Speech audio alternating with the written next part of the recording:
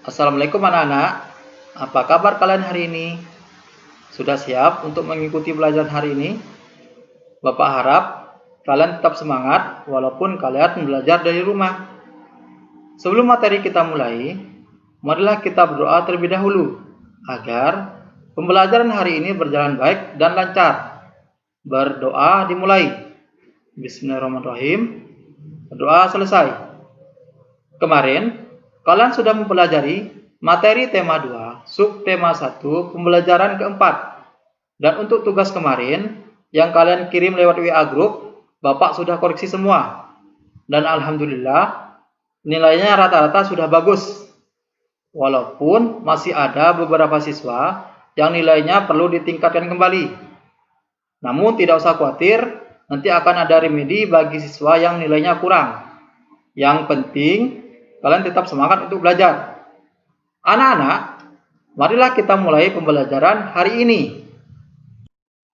Materi hari ini, kalian akan mempelajari tema 2, subtema 1, pembelajaran 5. Pembelajaran hari ini akan mengintegrasikan 3 mata pelajaran, yaitu yang pertama BKN, Bahasa Indonesia, dan Matematika.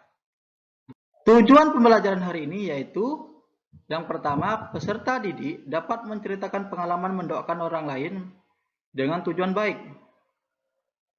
Yang kedua, peserta didik dapat menguraikan pesan yang ada dalam dongeng.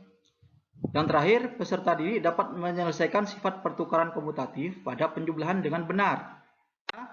Nanti kalian bisa melihat video pembelajaran pada link yang akan Bapak kirim lewat WA Group. Nah, linknya yang ini.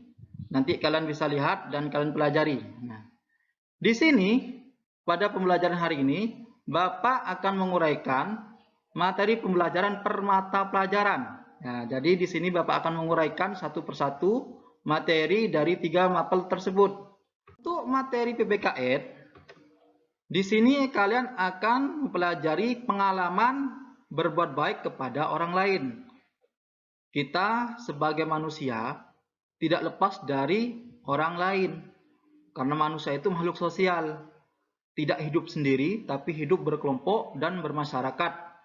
Jadi harus saling tolong-menolong.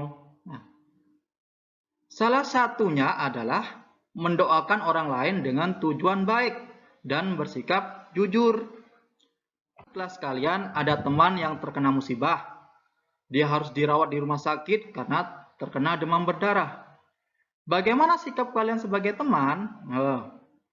Misalkan ya, di kelas 3 ini ada salah satu teman kalian harus dirawat di rumah sakit karena terkena demam berdarah.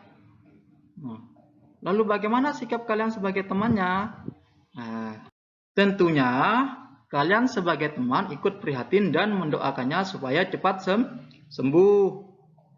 Misalkan sesudah sholat maghrib atau sesudah sholat fardulah, kalian menyisipkan doa untuk teman kalian. Ya Allah, semoga teman saya yang dirawat di rumah sakit cepat sembuh dan diangkat penyakitnya. Nah, jadi sebagai teman kalian harus peduli kepada teman yang sedang mengalami musibah. Nah, selain mendoakan orang untuk kebaikan, sikap yang baik adalah jujur. Jujur dalam artinya adalah berkata apa adanya tanpa ditambah-tambahi, tanpa dikurang-kurangi, atau perbuatan yang tidak mencurangi orang lain. Itu yang dinamakan jujur. Baik jujur dalam perbuatan maupun jujur dalam perkataan. Nah, kalian dari sekarang harus menanamkan sikap jujur ini. Karena jujur ini akan membawa kalian menuju kesuksesan untuk masa depan kalian. Contoh jujur dalam perbuatan salah satunya adalah saat kalian mengerjakan tugas sekolah, harus jujur hasil dari pekerjaan kalian sendiri tanpa mencontoh dari teman. Nah, seperti itu ya. Misalkan ada ulangan di kelas, kalian harus jujur, harus percaya diri untuk mengerjakan soal tersebut. tentunya kalian harus belajar tadi malam. Nah, ulangan apa hari itu? Misalkan ulangan PPKN. Nah, tadi malam kalian sudah mempersiapkan untuk belajar, biar kalian bisa untuk mengerjakan. Nah, kan ya? Contoh jujur dalam perkataan, salah satunya adalah berkata jujur saat kamu ditanya oleh guru kenapa hari ini terlambat sekolah. Misalkan, Rudi hari ini terlambat sekolah. Lalu ditanya oleh guru, Rudi, kenapa hari ini kamu terlambat sekolah? Oh, maaf Pak, tadi saya harus membantu ibu dulu.